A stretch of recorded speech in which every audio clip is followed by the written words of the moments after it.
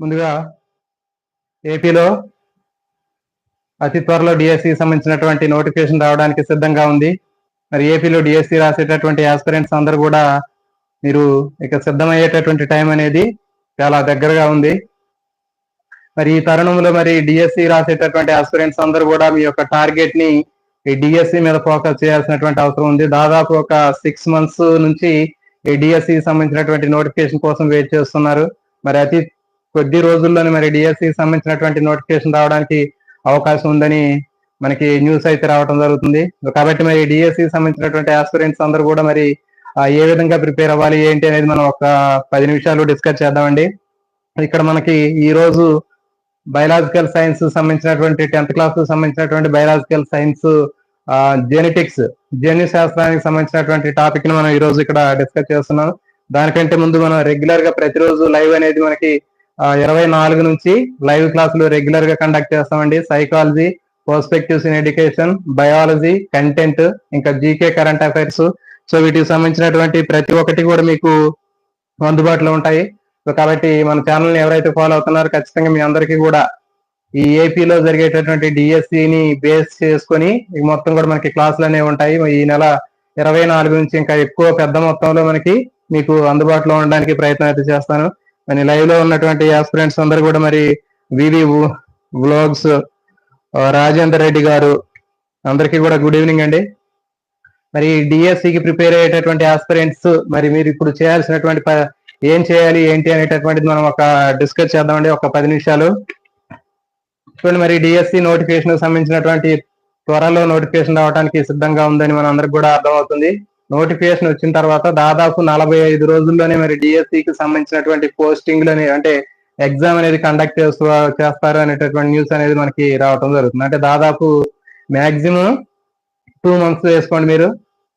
2 నెలల్లో మనకి ఖచ్చితంగా డిఎస్సికి సంబంధించినటువంటి ఎగ్జామ్ అనేది కండక్ట్ చేయడానికి ప్లాన్ అయితే జరుగుతుంది. మరి ఈ 2 నెలల్లో మీరు ఏ విధంగా ప్రిపేర్ అవ్వాలి ఏంటి అనేటటువంటిది మొత్తం కూడా మీరు ఒక టైం టేబుల్ వేసుకోవాలండి. మీ ప్రిపరేషన్ ని మీరు సీరియస్ గా స్టార్ట్ చేయాల్సినటువంటి అవసరం అనేది చాలా అవసరం ఉంది ప్రతి ఒక్కరికి కూడా. ఇప్పటి వరకు చదివినటువంటిది ఒక ఎత్తు అయితే ఇప్పటి నుంచి మీరు చేసేటటువంటి ప్లానింగ్ కానివ్వండి, మీరు వేసుకునేటటువంటి టైం టేబుల్ కానివ్వండి, ఇవన్నీ కూడా చాలా చాలా మీ యొక్క జాబ్ ని డిసైడ్ చేసేటటువంటి ఇవన్నీ చాలా ముఖ్యమైనటువంటి అంశాలుగా మనం చెప్పవచ్చు. తర్వాత టైం టేబుల్, డిఎస్సి ప్రిపేర్ అయ్యేటటువంటి ఆస్పిరెంట్స్ అందరూ కూడా మీరు ఒక పక్కా టైం టేబుల్ మీరు వేసుకోండి. ఇప్పటి నుంచి 45 రోజులు 50 రోజులు టైం టేబుల్ మీరు సెట్ చేసుకోండి. ఈ 45-50 రోజుల టైం టేబుల్లో మొత్తం మీరు ఆ డిఎస్సికి సంబంధించినటువంటి 100% సిలబస్ ని మీరు కవర్ అయ్యేటట్లుగా మీరు ప్లాన్ చేసుకోవాల్సినటువంటి అవసరం ఉంటుంది. ఎందుకంటే మరి ఇచ్చినటువంటి సిలబస్ లో కొన్ని అంశాలు మీరు చదవకపోయినా మరి ఆ చదవనటువంటి అంశాలు మళ్ళీ ఆ డిఎస్సిలో వచ్చినట్లయితే మనకి మార్కులు మిస్ అయ్యే అవకాశం ఉంటుంది. సో కాబట్టి ఖచ్చితంగా మనం ఉన్నటువంటి సిలబస్ ని 100% కవర్ చేయాల్సినటువంటి అవసరం ఉంటుంది. నెక్స్ట్ ఇంకో పాయింట్ ఏంటి అంటే చదివేటటువంటి అంశాలని ఎప్పుడు కూడా బాగా వచ్చిన వాటిని పదే పదే చదవటం వల్ల మనకి ఎలాంటి ఉపయోగం ఉండదు. సో కాబట్టి మనకున్నటువంటి సిలబస్ లో మనకున్నటువంటి సబ్జెక్టులో ఏవి బాగా హార్డ్గా ఉన్నాయి, ఏ టాపిక్స్ బాగా హార్డ్గా ఉన్నాయి అనేటటువంటి ఆ టాపిక్స్ మీద మీరు కాన్సన్ట్రేషన్ చేసినట్లయితే మీరు బాగా మంచి మార్కులు స్కోర్ చేయడానికి అవకాశం ఉంటుంది. కానీ చదివిన దాన్ని మళ్ళీ మళ్ళీ చదవడం వల్ల ఎలాంటి ఉపయోగం ఉండదు. కాబట్టి ఆ విధంగా మీరు ఒక టైం టేబుల్ ని మీరు ప్లాన్ చేసుకోండి. నెక్స్ట్ పాజిటివ్ యాటిట్యూడ్ ని డెవలప్ చేసుకోండి.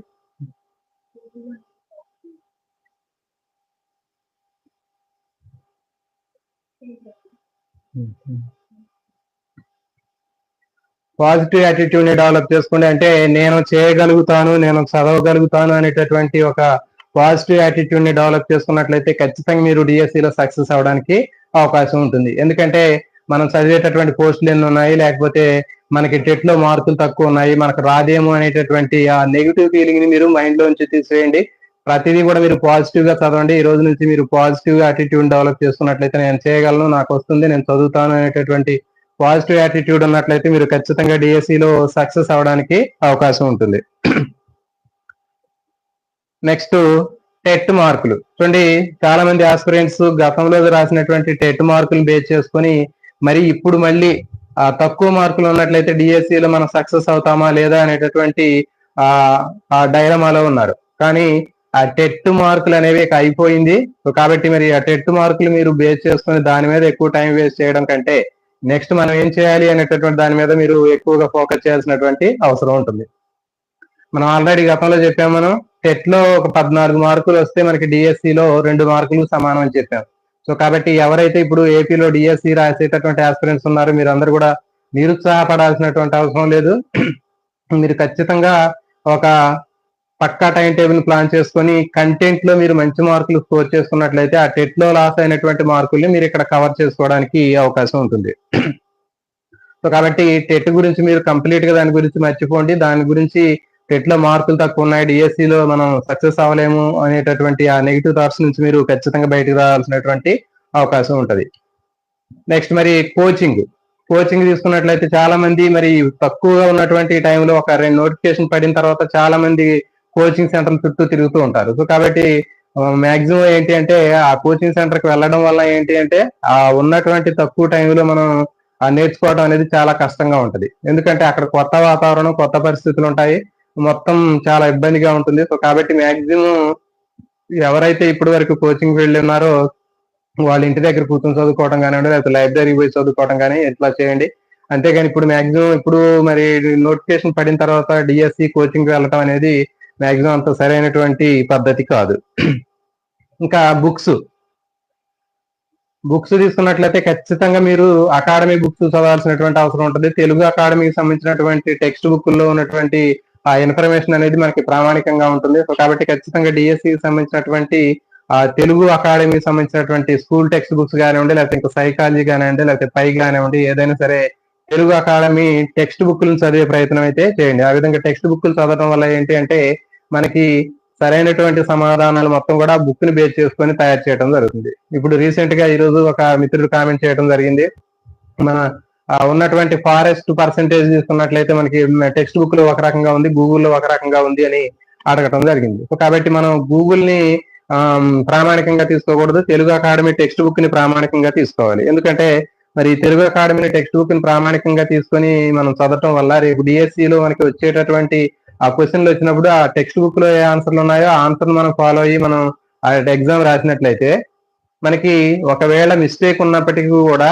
టెక్స్ట్ బుక్ లో ఏదైతే ఉందో దానికి మనకి అడిషనల్ గా మార్కులు కలవడానికి అవకాశం ఉంటుంది. సో కాబట్టి ఖచ్చితంగా మీరు తెలుగు అకాడమీకి సంబంధించినటువంటి టెక్స్ట్ బుక్లు చదివేటటువంటి ప్రయత్నం చేయండి. నెక్స్ట్ మనం చదివేటటువంటి సబ్జెక్ట్ లో బాగా హార్డ్ గా ఉన్నటువంటి అంశాలు, బాగా హార్డ్ గా ఉన్నటువంటి సబ్జెక్ట్ ని ఎక్కువగా మీరు చదవడానికి ప్రయత్నం అయితే చేయండి. So for example school assistant prepare అవుతుంటే మీకు మెథడాలజీ మీద పట్టు లేకపోతే ఆ మెథడాలజీని బాగా చదవండి.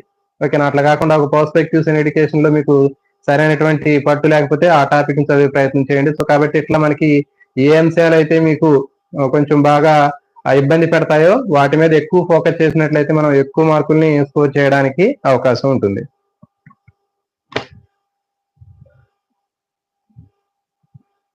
సో మరి ఇప్పుడు నెక్స్ట్ ఈ రోజు టాపిక్ లోకి వెళ్దామండి. ఈ రోజు నుంచి రెగ్యులర్ గా మనకి దాదాపు లైవ్ క్లాసులు అనేవి కండక్ట్ చేస్తున్నామని చెప్పాము. 24 నుంచి ఎక్కువ మాక్సిమం మనకి హాలిడేస్ రావడానికి అవకాశం ఉంటుంది. సో కాబట్టి 24th నుంచి మనకి ఎక్కువగా ఫ్రీ అనేది ఉండే అవకాశం ఉంటుంది.